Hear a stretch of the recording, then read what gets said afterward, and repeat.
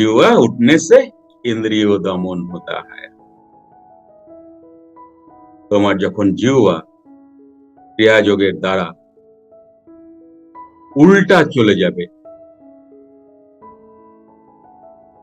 উল্টা গিয়ে বসে যাবে, তখন অটো মোডে ইন্দ্রিয় দমন হতে থাকবে।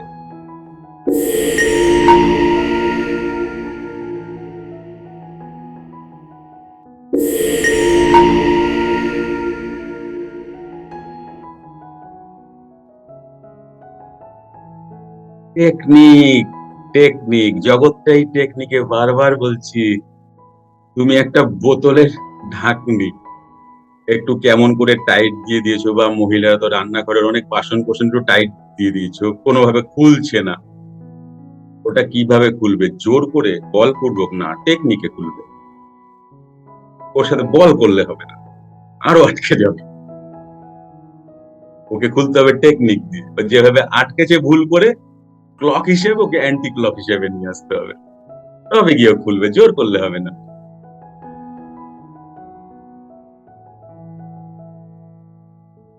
অনেক সাধুরা, অনেক মহান্তরা, অনেক মঠ মিশনে আছে যারা জিহ্বার টাগরাটা কেটে দিয়ে করে।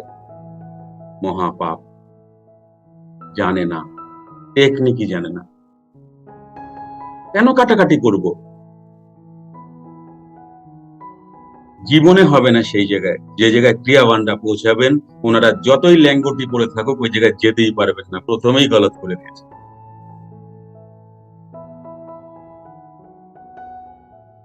দেখিয়ে দিল তোমাকে, হা করে দেখো, জিহ্বা চলে গেছে কোথায়, কেটে নিয়েছে, হবে না। অটোমোডে আমাদের হবে ক্রিয়া করলে,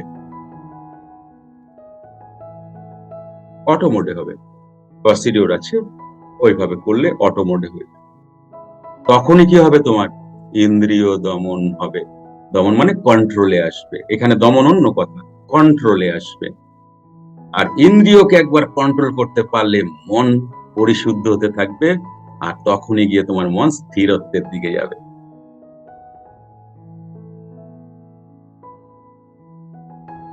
তাহলে ক্রিয়াবানরা প্রথম টার্গেট জিহ্বা গ্রন্থি ভেদ।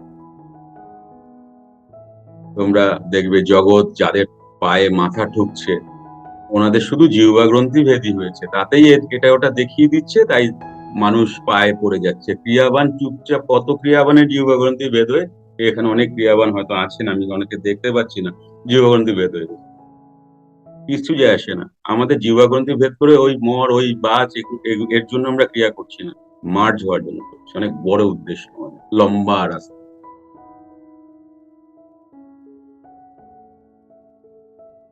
তাই আমরা যদি বলি এটা, কেউ কোনো ক্রিয়াবান যদি বলে এটা করো, দেখবে সেটা হয়ে যাবে তোমার। এই তো বেনিফিট। তোমাদের একটা দিন পড়েছিলাম না, ক্রিয়াবানের সামনে বসবে না, ক্রিয়াবান আগে গেলে যথার্থ রাস্তা ছেড়ে দেবে। একদিন পড়েছিলাম না উজ্জ্বল? সামনে বসবে না, গুরুর সামনে বসবে না, পেছন দিয়ে বসবে না। এই যে মা কালীর মূর্তি দেখো, দুর্গার মূর্তি দেখো, শীতলার মূর্তি দেখো, পেছন দিয়ে খবরদার বসবে না। যত মন্দির দেখো, যেন পেছন না দাও কোনোদিনও। যাবে, প্রণাম করবে, আবার ব্যাকে চলে আসবে।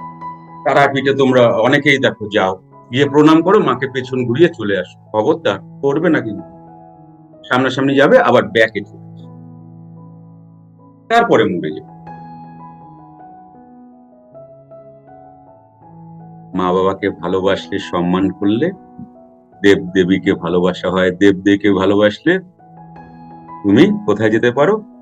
তোমাকে জানতে পারো। তার মধ্যে একটু ফাঁক আছে। যদি গুরুকে একদম ভগবান তুল্য না মানছো, কোনো জায়গায় যদি কোনো রকম ভুলভাল থাকছে, ততদিন আটকে থাকতে হবে। ঠিক আছে? তো সে কারণে খুব সাবধানে, তোমরা যারা ক্রিয়া পেয়েছো তারা তো জানোই, যারা পাওনি খুব সাবধানে গুরুর সামনে যাবে। ক্রিয়াবানের সঙ্গে জোরে কথা নয়, ধীরে কথা বলবে, জানতে চাইবে এটা কিভাবে হয়, ওটা কিভাবে হয়। জোর আওয়াজে বাড়ির অনেকের সাথে কথা বলো, কিন্তু ক্রিয়াবানের সঙ্গে নাও, ভুল করবেই না, গুরুর সাথে তো নয়। খুব সাবধান। তারা কিন্তু দীর্ঘশ্বাসও ফেলবে না, কিন্তু বেশি ক্ষতি হয়ে যাবে।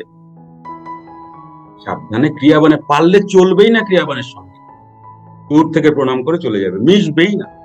কোথায় ভুল হয়ে যাবে বুঝতেই পারবে না। মন এমন, যেমন বাবা মা পাড়া প্রতিবেশী ভাই বন্ধুর সাথে দুম করে সেই নেচার করে। সাবধান, খুব সাবধান। এমন মনে যেন, কারণ জিহ্বা একবার যার উল্টে গেছে, সে কিন্তু বিরাট জায়গায় আছে। সে ধরা দেয় না, বাট বিরাট জায়গায় আছে। তোমরাও চেষ্টা করবে, দেখবে ইন্দ্রিয় তখন তোমার বশে এসে যাবে, অত ছটফটানি থাকবে না। হ্যাঁ, বিপদ আসবে, তোমার কাছেও আসবে, ক্রিয়াবানের কাছেও আসবে, কিন্তু ক্রিয়াবান শান্তভাবে ডিল করবে। আর তুমি চঞ্চল হয়ে যাবে, মাথা ধরে যাবে, শরীরে রোগ এসে যাবে, প্রেশার হাই হয়ে যাবে কিংবা লো হয়ে যাবে। তাই এখানে কি বলছেন, জিহ্বা উঠনে সে ইন্দ্রিয় দমন হতা হয়, ইহাকেই খেচুরি অবস্থা বলে।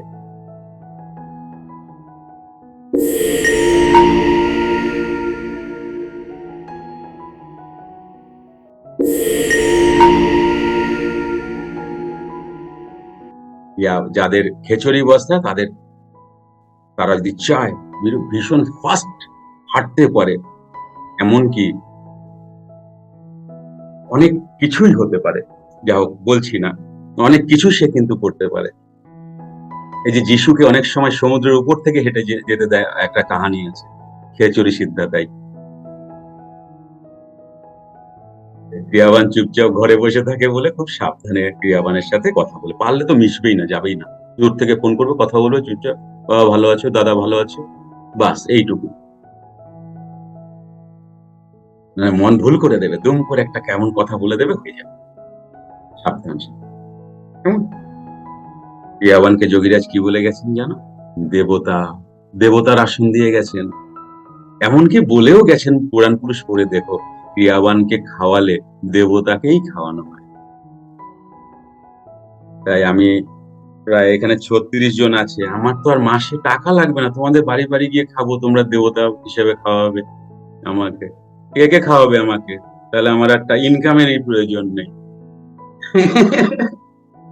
এক এক বাড়িতে যাব, খাবো, চলে যাবো আবার অন্য বাড়িতে। ইহাকে খেচুরি বস্তা বা গ্রন্থি ভেদ, জিহ্বা গ্রন্থি ভেদ বা গো মাংস ভক্ষণ বলা হইয়াছে। জিহ্বাকে গো বলা হচ্ছে,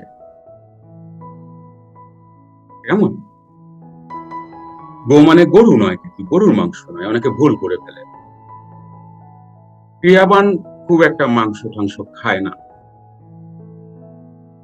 কেমন, মানে খাই না। আমি যত ক্রিয়াবান দেখেছি তারা মাংস আমি খেতে দেখি।